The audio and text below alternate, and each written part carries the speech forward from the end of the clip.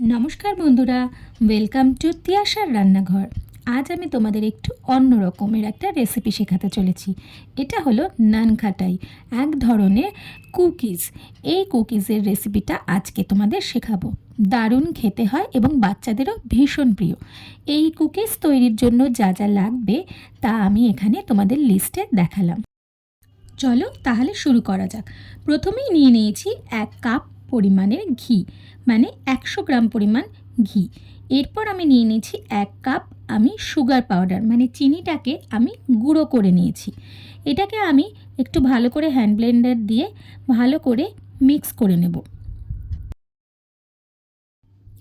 এরপর মিক্স করা হয়ে গেলে এতে দিয়ে দেব 1 কাপ পরিমাণ ময়দা, মানে 100 গ্রাম ময়দা, 1/4 কাপ সুজি।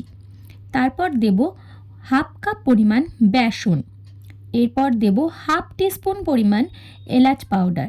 এই এলাচটা পাউডারটা আমি কিন্তু বাড়িতেই মিক্সিতে করে নিয়েছি। তোমরাও চাইলে এইভাবে করতে পারো অথবা বাইরে থেকে কিনতে পারো।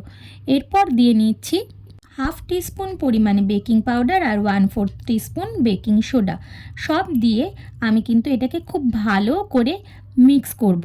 ভালো করে মিক্স করার পরে আমি এটাকে হাত দিয়েই মাখিয়ে ডোয়ের আকারে একটা শেপ দিয়ে নেব, ঠিক এরকম। এবং সেইটাকে আমি এবার 10 মিনিট থেকে 15 মিনিট ফ্রিজে রাখবো। অন্যদিকে আমি একটা বেকিং ট্রে রেডি করে নেব। বেকিং ট্রেটার শেপে বাটার পেপার কেটে বেকিং ট্রেটার মধ্যে বাটার পেপারটা সুন্দর করে সেট করে নেব। 10 মিনিট হয়ে গেছে, আমরা ডোটা বার করে নিয়েছি। আর একটা টেবিল স্পুন দিয়েই কিন্তু আমরা সেই ডোয়ের থেকে কিছুটা করে পরিমাণ তুলে নিচ্ছি, যাতে প্রত্যেকটাতে সমান পরিমাণ ওঠে। হাত দিয়ে গোল করে ভালো করে সুন্দর করে গোল শেপ দিয়ে তার মধ্যে কিন্তু আমরা একটা করে এলাচের খোসা রাখছি। এইখানে ডেকোরেশনের ক্ষেত্রে তোমরা রোজ পেটালস, আমন্ডস অথবা কাজু পেস্তা দিয়েও কিন্তু ডেকোরেশন করে নিতে পারো।